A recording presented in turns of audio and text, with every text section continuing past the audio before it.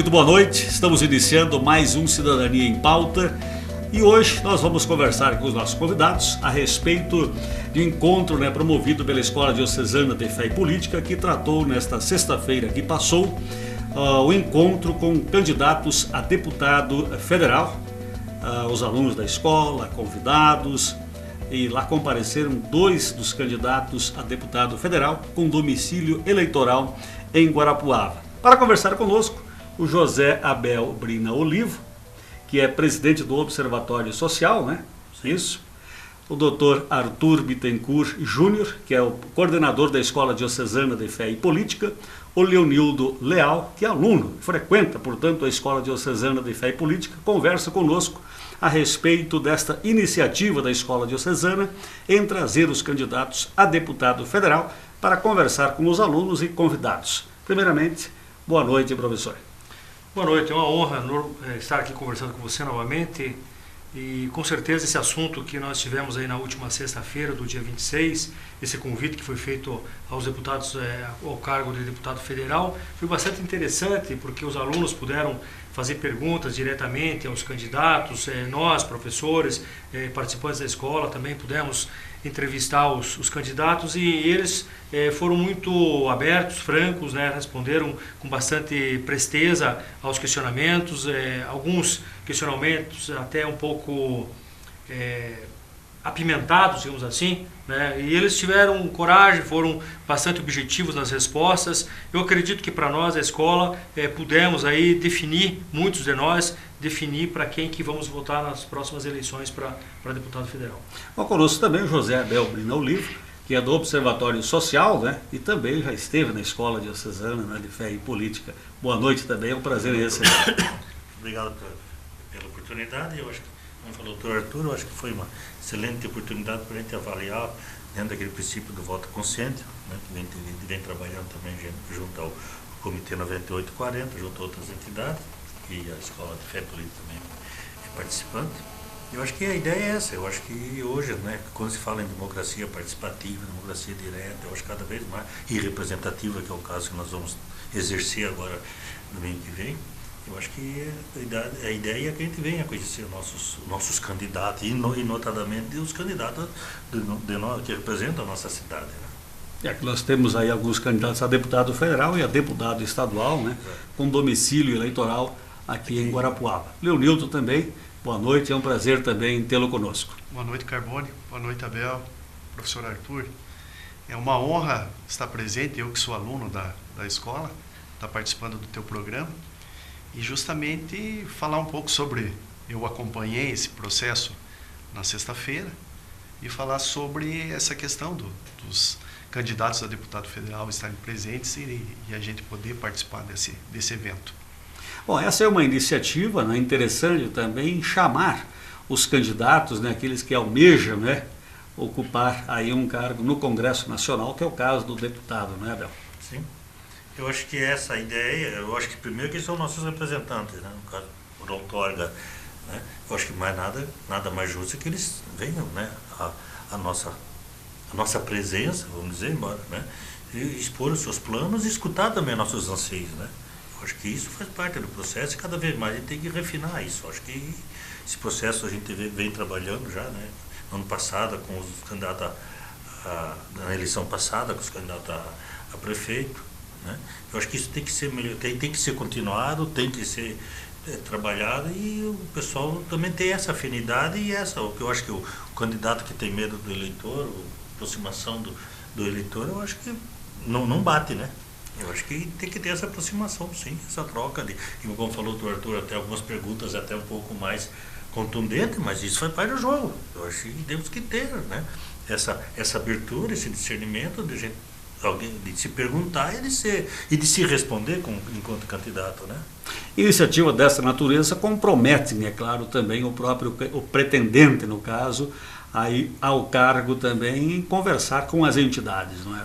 O candidato ele acaba colocando sua cara para bater de uma certa forma, se expondo, e se obrigando aí a responder com clareza, com firmeza, porque é uma conversa olho no olho, né? Os alunos fizeram as suas perguntas diretamente e não tem como se esquivar de um questionamento dessa natureza. Eu penso que o candidato, como o Abel falou, que não tiver esse perfil de encarar o seu eleitor frente a frente, naturalmente que vai ter muita dificuldade para se sustentar, né, nessa questão aí de angariar um cargo político, principalmente um cargo de tamanho envergadura, um candidato a deputado federal. Realmente ele tem que estar disposto a ouvir, né, a prestar atenção às reivindicações, porque ele vai estar lá em nome do eleitor, em nome daqueles que o elegeram. Então ele tem que ouvir aquelas pessoas que estão confiando e depositando o seu voto. Então é um processo absolutamente natural. Pena que alguns candidatos ainda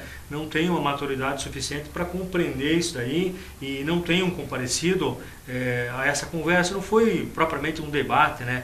Foi uma apresentação de ideias. Eles não houve o confronto pessoal entre eles, mas diante dessa, mesmo sendo uma explanação de ideias, dessas proposições deles, eu acredito que foi bastante interessante, porque nós tivemos condições de analisar muito melhor do que num programa o programa de propaganda eleitoral gratuita, que eles têm pouquíssimos segundos. Então ali eles tiveram ali em torno de 1 hora cada um praticamente, e com isso nós tivemos condições de avaliar e definir, alguns de nós, o voto para quem que a gente vai destinar. Porque o encontro se desenvolveu de que maneira lá nesta noite?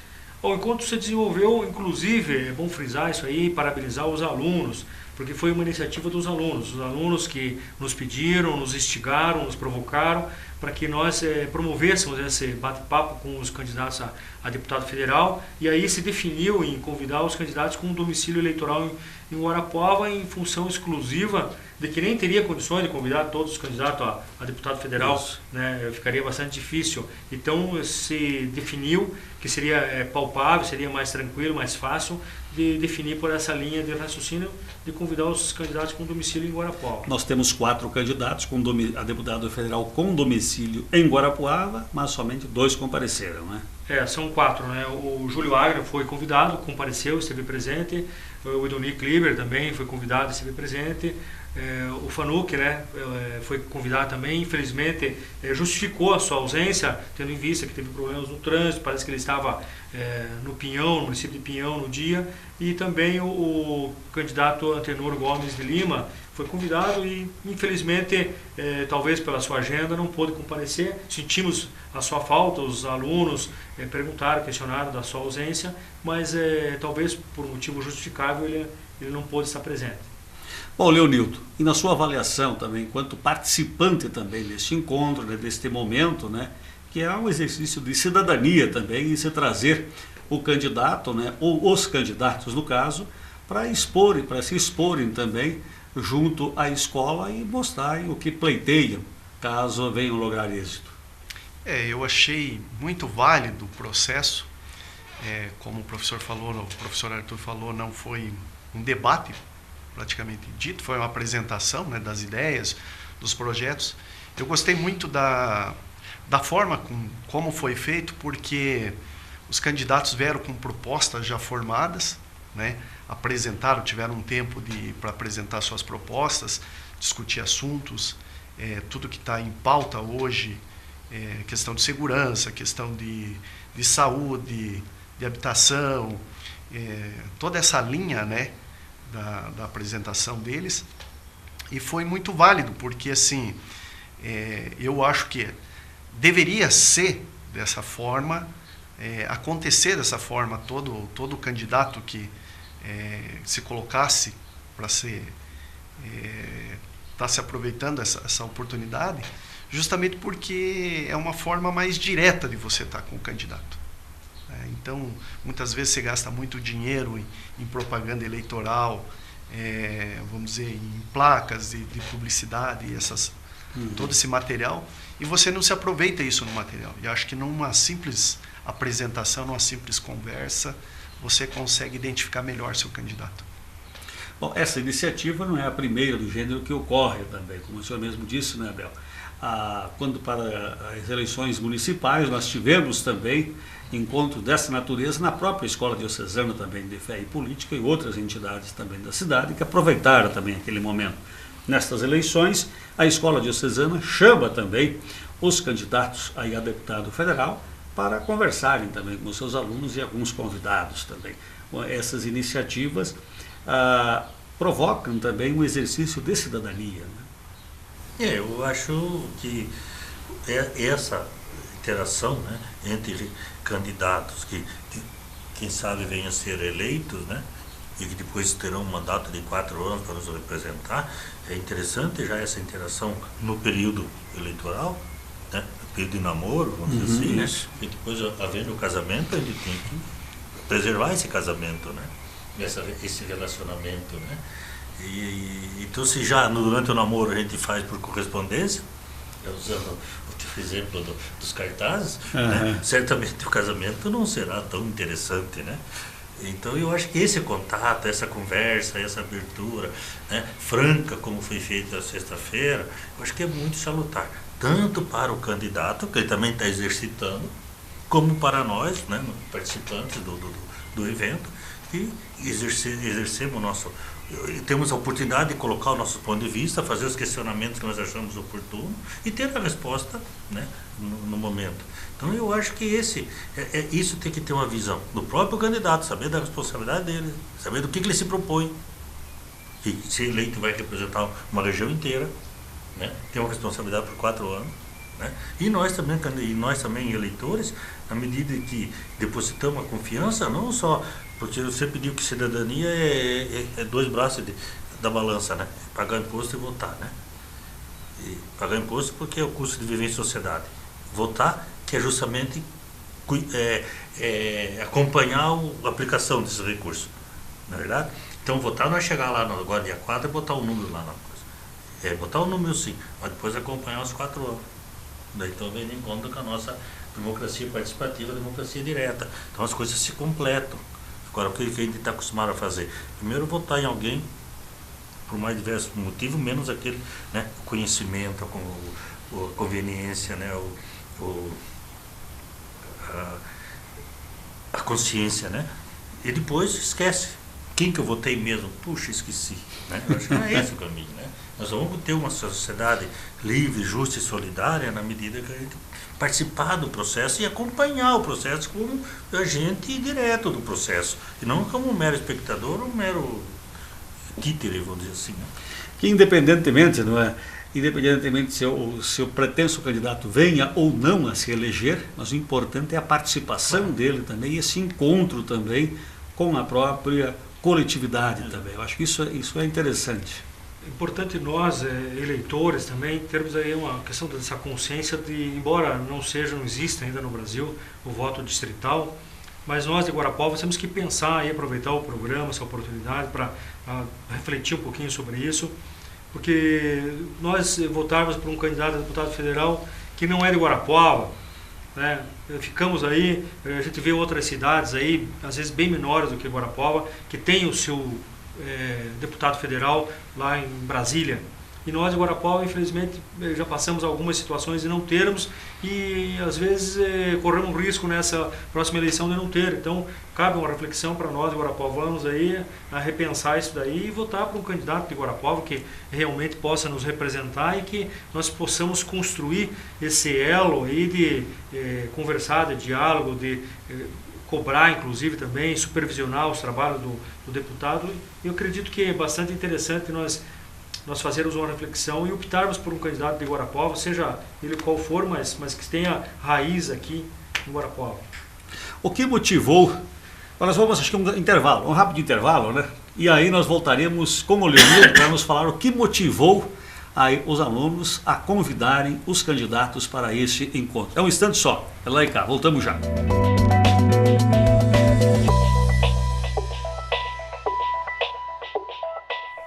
Voltamos com Cidadania em Pauta, que é um espaço, né, da Escola Diocesana de Fé e Política.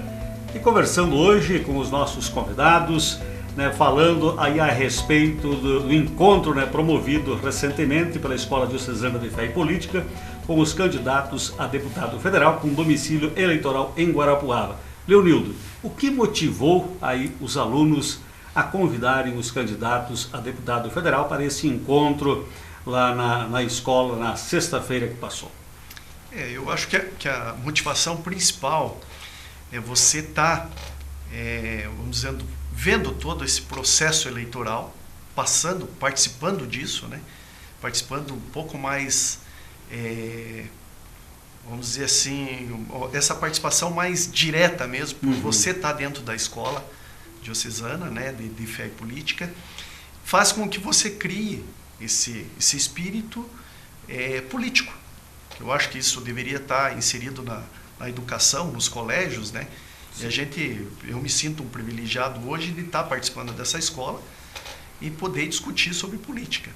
Então essa vantagem de se ter o candidato ali próximo de você, próximo dos seus colegas do dia a dia ali de escola, facilita muito para você entender melhor como funciona o processo.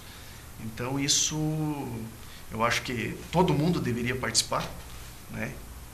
Eu acho que a oportunidade de ter uma escola dessa em Guarapuava e ter essas participações com políticos, aprender, estudar sobre política, que, como diz o ditado, né, que religião e política não se discute, esse é um chavão que fica antigo, né? Então eu acho que deve se discutir religião e deve se discutir política, sim. E é uma oportunidade, o candidato está ali apresentando sua proposta e você ter a oportunidade de fazer essas perguntas a ele. Outra forma é você participar de forma participativa mesmo, na cobrança depois, se esse candidato for eleito, né? Então é uma forma de você estar presente na política. Aproveitando para fazer um resgate até de uma fala sua, doutor Arthur, quando falava a respeito dos candidatos locais, né? E até conversávamos também durante o intervalo, né? Uma cidade com 120 mil eleitores encontra, às vezes, dificuldades em eleger representantes para o Congresso Nacional. As articulações que são feitas em Guarapuava, a sociedade civil organizada, eu acredito que está um pouco distante desse contexto da participação junto aos partidos políticos mesmo para contribuir em apoiar candidatos de Guarapuava, a definir inclusive eventuais candidatos que concorrem ao cargo.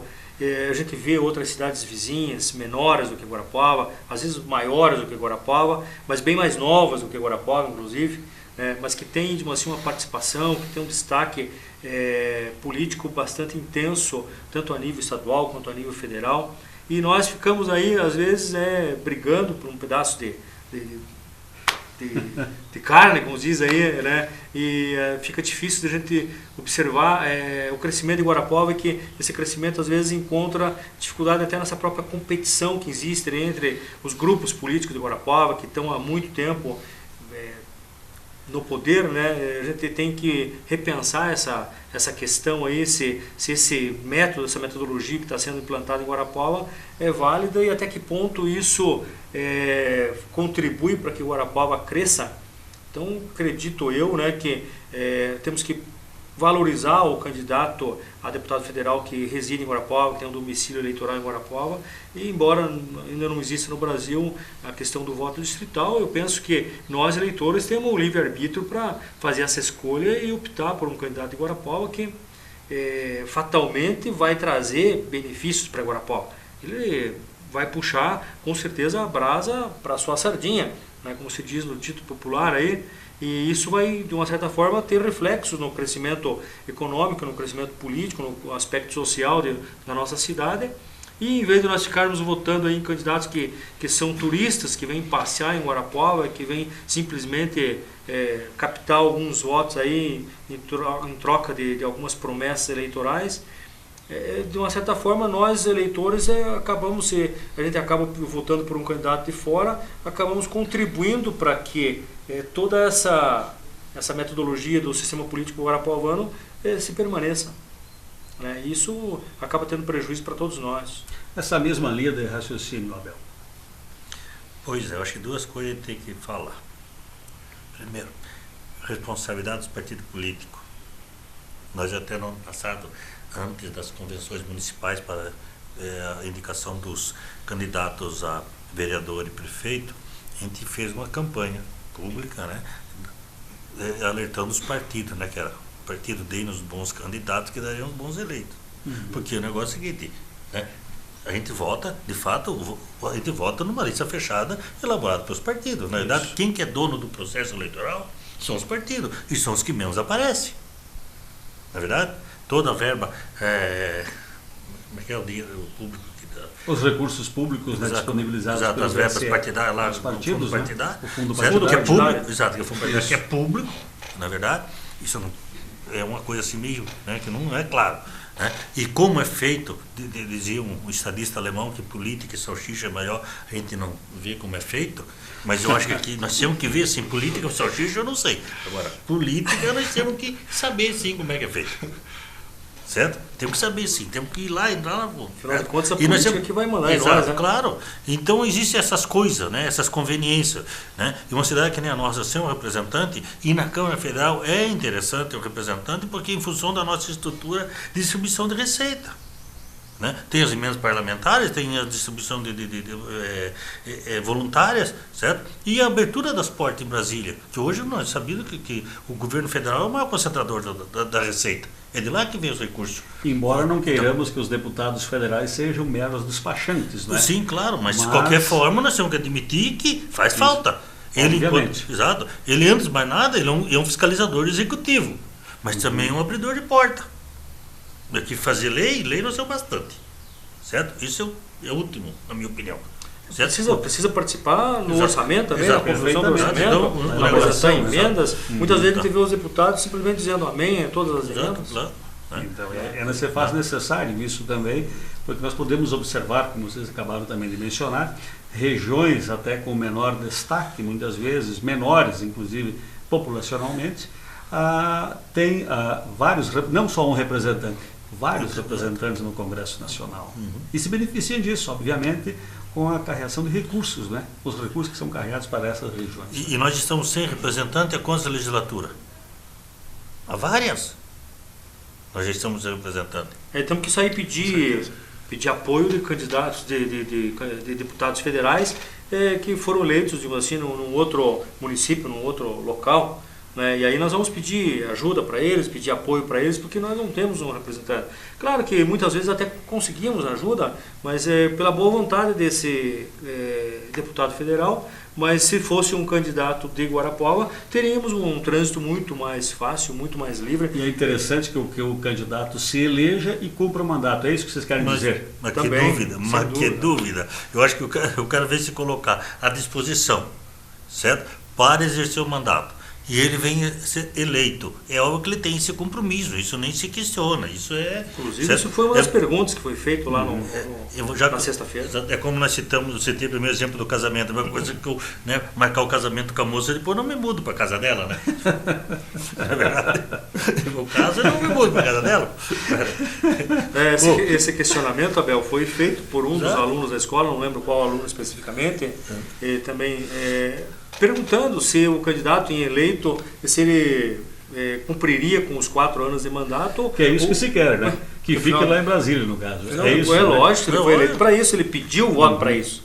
Agora daí depois ele acaba rasgando essa proposta. Isso é tão inconveniente. Mas deixa quieto.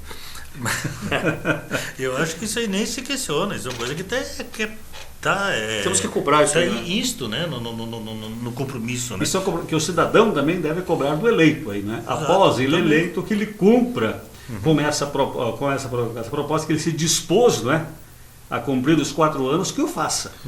Igual e não simplesmente ficar por um curto período, aí ele resolve achar que os ares secos de Brasília não lhe faz bem. Pois que vai atacar a renite dele lá.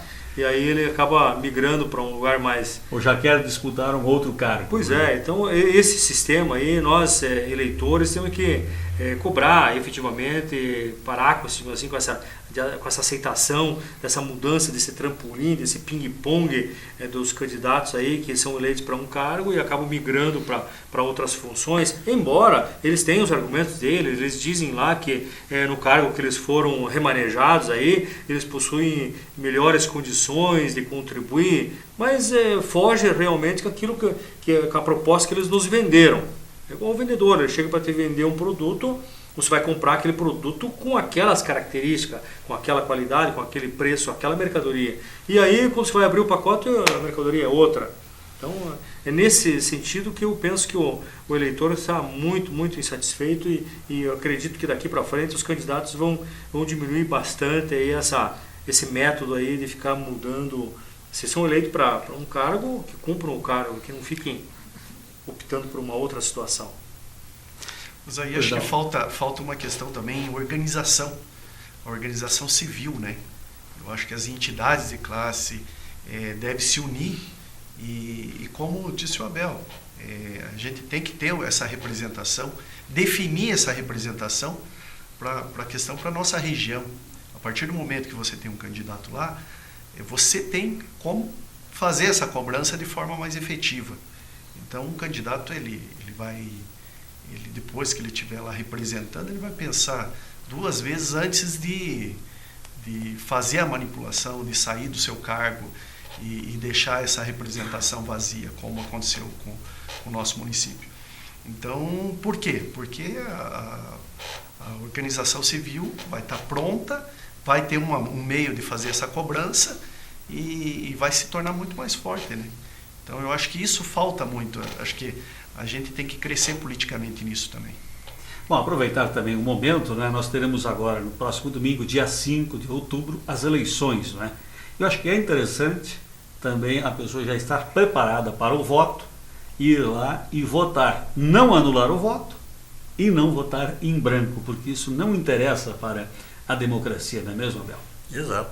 Eu acho que o exercício do voto tem que ser exercido na sua plenitude. Certo? Eu acho que o eleitor tem que ter essa visão e saber qual é o mote da campanha do Comitê 9840 diz que não tem preço, tem consequência o voto, né? Não tem preço, tem consequência. E realmente essa é a consequência que tem que ser medida na hora de votar. Aquela maquininha lá tem que ser usada, é uma arma com poder muito grande e tem que ser usada com toda a sua clareza e firmeza, mesmo porque é secreto também, né? Não é verdade? Então eu acho que tem que ser exercido, ainda não deve se usar de desculpa para não ir, para se ausentar, porque de qualquer forma veja o seguinte, o processo eleitoral está aí, qualquer posição que você tomar, você está tomando a favor ou contra alguém, não tem como o eleitor se eximir desse processo, fazendo o que ele fazendo, sempre vai estar tomando, uma consequência terá. Todas as nossas ações são políticas. Exato. Né? Ou anular voto, ou não comparecer, ou votar em branco, certo? Ou vender o voto, que é pior de tudo, não é verdade? Então veja bem, tem que se verificar, quando falou o Leonito primeiro sobre os custos de campanha, tal coisa, também verificar isso, né? Dá uma avaliada na campanha do candidato, por que está se gastando tanto dinheiro, em benefício de quem esse investimento? Por que eu gosto tanto assim de ser representante, eu gasto tanto dinheiro? E dinheiro de quem mesmo? Né? Diz, né, que em Guarapau tem um ditado que diz que pólvora alheia é barata, né? Então, é bom dar tiro com pólvora dos outros, né? Então, tomar muito esse cuidado e usar bem esse instrumento do voto, que as consequências serão nossas, com certeza. E nós estamos pagando isso já há muito tempo e pagando caro. Quando o Abel fala a questão de democracia plena, nós temos que entender também que a democracia plena ela não se resume exclusivamente ao voto, né? Mas é o caminho. É o caminho, sem dúvida, é um passo importantíssimo, mas nós temos que ir além também essa questão do voto, participarmos aí das audiências públicas, acompanhar a questão orçamentária, quando tem as audiências para discutir o orçamento, embora nós tenhamos ainda muita dificuldade, que as audiências são feitas em horários impróprios, temos essa dificuldade, isso aí a gente sabe, mas o argumento também da Câmara agora foi mudado o horário. A Câmara adora mudar o horário. Pois é, mudaram o horário, parece que quando o cidadão acostuma com o horário, eles acabam mudando. Arruma desculpa para mudar. Só que daí agora, da última vez, eles argumentaram o seguinte: não, mas é que a sociedade reclamou e queria um horário diferente. Só que na prática eles argumentaram, e nesse particular até dei razão para eles, porque a sociedade civil não tem se feito presente. Então por que salvo algumas exceções? Algumas exceções, a gente respeita e valoriza e aplaude. Hoje é transmitido pela TV Câmara também. Mas a gente tem que entender que a sociedade civil também, muitas vezes, tem se omitido e tem participado pouco. Vamos rapidamente agora para a conclusão, só conclua seu raciocínio. Veja bem o seguinte: o problema da Câmara, o horário tem que ser horário adequado para que a população participe. A gente vem acompanhando a Câmara desde 2009 e tem trabalhado nisso. Agora veja bem o seguinte: sempre que houver uma discussão de assuntos relevantes, houve presença da população. Sim. Então quem tem que tornar o trabalho deles interessante para a população são eles. Os próprios vereadores. Exato. Eles têm que tornar o trabalho, as sessões. Tá? Agora você vai lá e sai com o vidro, né? E esse que tem que. Certo? Nem sempre as sessões são. Às vezes é tortura. Exato, é tortura chinesa. Pô. Ele quer falar. Muito obrigado aí pela presença de todos. Agradecemos aí ao Leonildo pela presença. Também ao professor também pela presença e também muito obrigado pela oportunidade, desculpa aí ter se empolgado um pouco, mas faz parte. Isso é interessante. Obrigado também a você que esteve conosco. Encerramos aqui mais um espaço do Cidadania em Pauta. Uma boa noite.